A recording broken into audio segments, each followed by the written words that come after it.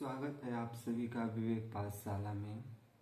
हम लोग निबंध श्रृंखला की जो शुरुआत की है उसमें देखा जाए तो मुख्य रूप से अब 2 निबंध बचे हुए हैं। एक आचार्य रामचंद्र शुक्ल की कविता क्या है, दूसरा शिव संभे के चिट्ठे निबंध बची हुई है जिसके लेखक बाल मुकुंद गुप्त हैं। आज की कक्षा में हम लोग बाल मुकुंद गुप्त की शिव संभे के चिट्ठे निबंध पे अपनी बातचीत करेंगे। शिव संभे की चिट्ठे देखा जाए तो निबंध शैली में लिखा गया यह एक लेख है। इसको 10 या 12 मिनट की कक्षाओं में कवर करना अपने आप में एक चुनौती है। फिर भी हम लोग परीक्षा के दृष्टिकोण से ध्यान में रखते हुए इसको 10 या 12 मिनट में जहाँ से प्रश्न पूछे जाने की संभावना है उस पर हम लोग अपनी बातचीत करेंगे। विलंब न करते हुए हम लोग शिव संभे के चिट्ठे निबंध पे अपनी बातचीत शुरू करेंगे। सबसे पहले देखा जाए तो बाल मुकुंद गुप्त यानी कि बाल मुकुंद गुप्त का जन्म 1865 ईस्वी में हुआ था। यानी कि शिव संभे के जो चिट्ठे के लेखक बाल मुकुंद गुप्त हैं, इनका जन्म 1865 ईस्वी में हुआ था। इसका प्रकाशन वर्ष देखा जाए तो शिव संभे के चिट्ठे निबंध का पहला बार प्रकाशन वर्ष देखा जाए तो 1988 ईस्वी में शुरू हुआ, लेकिन आधिकारिकी तौर पे देखा जाए तो इस निबंध का प्रकाशन वर्ष 1903 ईस्वी से लेके 1907 ईस्वी के बीच में शिव संभे के चिट्ठे निबंध का प्रकाशन सरस्वती पत्रिका में हुआ। इसमें मुख्य रूप से देखा जाए तो 8 चिट्ठे लॉर्ड कर्जन के लिए लिखे गए और 2 चिट्ठे भारत के मिंटो और सचिव के नाम पे लिखे गए हैं। इनमें से एक सहिष्ता खान को एक खत लिखा गया, जबकि दूसरा खत जो अलीगढ़ विश्वविद्यालय में पढ़ने वाले छात्र हैं वह प्रायः वहाँ के जो सैयद अहमद खान हैं उनके नाम से यह खत लिखते हैं। और आखिरी में देखा जाए तो माली फुलर साहब के नाम से एक खत लिखा गया। इन सभी खतों के संपादक देखा जाए तो मिस्टर अथवाले लाल हैं। यानी कि इन सभी खतों का संपादन मिस्टर अथवाले लाल हैं। इस निबंध के माध्यम से जो भी तत्कालीन समय की सामाजिक एवं सांस्कृतिक एवं राजनीतिक व्यवस्थाएं हैं उस पे इन्होंने व्यंग के माध्यम से या प्रश्नवाचक शैली के माध्यम से इन्होंने व्यंग किया है।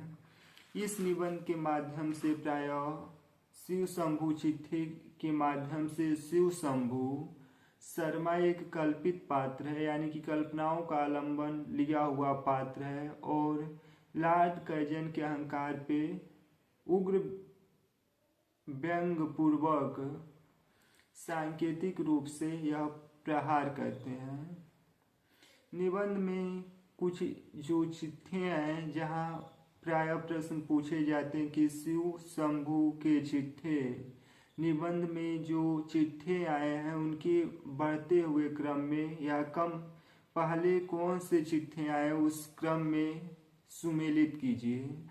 तो सबसे पहले जो चिट्ठे हैं उसका नाम इस प्रकार से है, बनाम लॉर्ड कर्जन। पहले चिट्ठे का नाम है बनाम लॉर्ड कर्जन।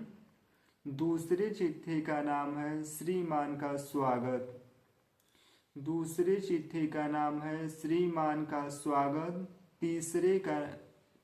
तीसरा वायसराय का कर्तव्य। चौथे चिट्ठे पीछे मत फेंकिए। चौथे चिट्ठे पीछे मत फेंकिए। 5वें चिट्ठे का नाम है आशा का अंत। 6वें चिट्ठे का नाम है एक दुर्दशा। 7वें चिट्ठे का नाम है विदाई संभाषण। विदाई संभाषण और बंग विच्छेद। पुनः देखेंगे चिट्ठी के आने का क्रम इस प्रकार है। बनाम लॉर्ड कर्जन, बनाम लॉर्ड कर्जन, श्रीमान का स्वागत, वायसराय का कर्तव्य, पीछे मत फेंकिए, आशा का अंत, एक दुर्दशा, विदाई संभाषण और बंग विच्छेद। बाल मुकुट के जो गुप्त थे ज्योतिन्द्रनाथ बनर्जी, यानी कि बाल मुकुट गुप्त के जो मित्र थे ज्योतिन्द्रनाथ बनर्जी ने इन सभी निबंधों को अंग्रेजी में रूपांतरण किया था। प्रथम चिट्ठी के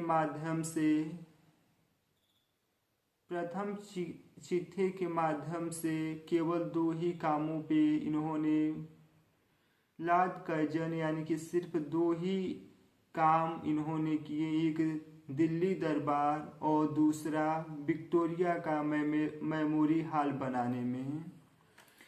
लेखक ने इस चिट्ठी के माध्यम से प्रायः लॉर्ड कर्जन को संबोधित करते हुए कहता है कि लॉर्ड जो रिपन थे उनका शासन काल देखा जाए तो लॉर्ड कर्जन से बेहतर था। लेखक के जो दूसरे चिट्ठी हैं जिसमें श्रीमान का स्वागत है, उस पे व्यंग करते हुए नाजिर का एक शेर, यानी कि श्रीमान के स्वागत चिट्ठी में लेखक व्यंग करते हुए नाजिर का एक शेर का उदाहरण लेते हुए कहता है कि कुंदी के नकारे पे खुद के लगा दंगा, नित भंग पी के प्यारे दिन रात बजा दंगा। वह स्वतः कहा जा सकता है कि इस निबंध के माध्यम से अनेक व्यंग शैली में विभिन्न प्रकार के जो भी उस समय के सामाजिक और सोशल संबंधित व्यवस्थाएं थी उसको इन्होंने उजागर किया है।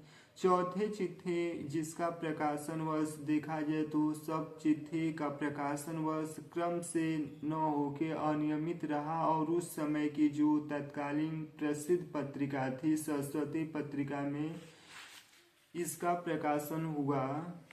गुप्त जी ने लॉर्ड कर्जन शिव शंभू के चिट्ठी में लॉर्ड कर्जन को प्रमुख बना के इस चिट्ठी में लिखा गया है और गुप्त जी प्रायः लॉर्ड कर्जन को हिंसक जालिम जिद्दी नादिर शाह से तुलना की है, यानी कि कर्जन की तुलना नादिर शाह से की है।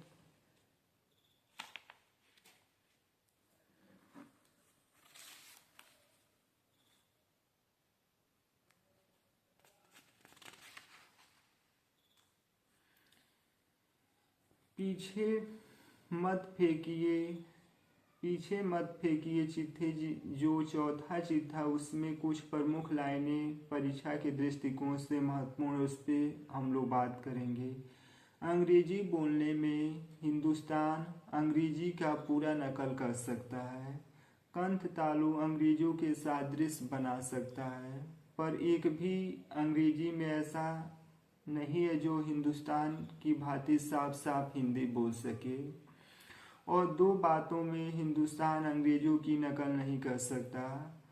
एक तो वह अपने शरीर के जो काले रंग है उसको वह छिपा नहीं सकता और गोरा नहीं बन सकता। दूसरा अपने भाग को उनके भाग में रगड़कर बराबर नहीं कर सकता। वह स्वतः शिव शंभू के चिट्ठी से प्रायः जो चिट्ठी का प्रकाशन वर्ष है वहीं से प्रश्न अभी तक पूछे हुए हैं, क्योंकि बीच में से प्रश्न अभी पूछे नहीं इसलिए हम लोग उस पर अपनी बात नहीं करेंगे। इसका प्रकाशन सरस्वती पत्रिका में हुआ और इन्होंने लॉर्ड कर्जन को संबोधित करके चिट्ठी लिखे। धन्यवाद।